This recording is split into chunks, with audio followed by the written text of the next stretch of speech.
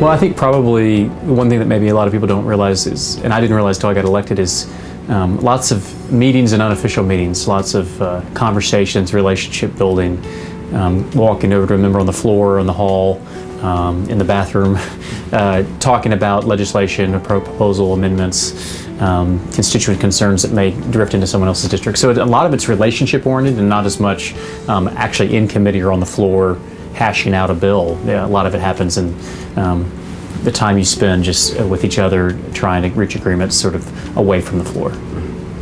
Having good relationships, your word is important. You know, there are times where you can go to someone and say, you know, I've learned more about this issue and I've a new perspective. I may have to switch my position, but keeping your word once you've committed fully is an important thing, and just keeping that sort of level of civility that you don't quite see in Washington. But we have a good amount of in the legislature here is important, because even when we have disagreements, the Senate is small enough to where everybody has somewhat of a relationship with each other. The House, it's a bit different. There's 101 of them, and so it could be a little more unruly.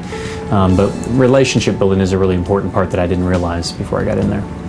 I would say the biggest challenge in my job is being patient. Sometimes a good policy idea, it takes working on it, introducing it into the legislature and working on it over several years to get the traction that you need, not just among political parties, but different interest groups and citizens groups on the outside.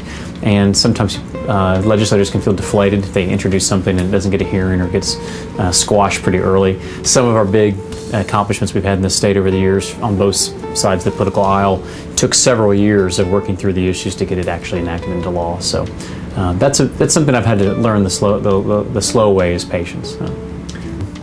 Probably the biggest accomplishments are things that aren't that sexy, but the last couple of years with the budget crisis being the way it is, we've worked really hard and found creative ways just to soften the cuts to state programs and agencies, you know, this public schools and public safety, transportation issues, healthcare, just doing everything we can to save money and to make sure that the cuts were as small as possible, so people across the state, all over through our communities, wouldn't feel the ramifications of those to the degree that they would have. And so there was a lot of bipartisan work, making tough decisions to do what we could to do as little harm as possible in really tough, in a tough environment, tough economy.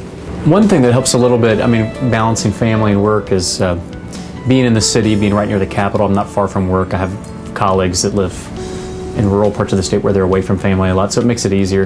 The other part is in an urban district, oftentimes constituents don't really know who their state senator is.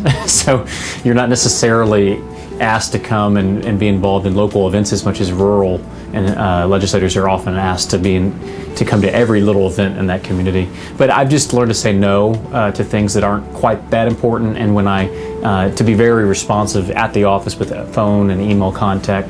So, you know, I don't necessarily have to go to all those events in the evening on the weekend, so we got little kids, soccer games and things like that it's important for me to try to get to. And so far, I feel like the district's been very supportive of that. They don't want me to take time away from my family unless it's absolutely necessary. So learning how to say no. I didn't say no a lot my first couple of years. I felt like I wanted to please everybody, but I've been able to learn sort of where the priorities are as far as attendance to things and where you don't have to be there.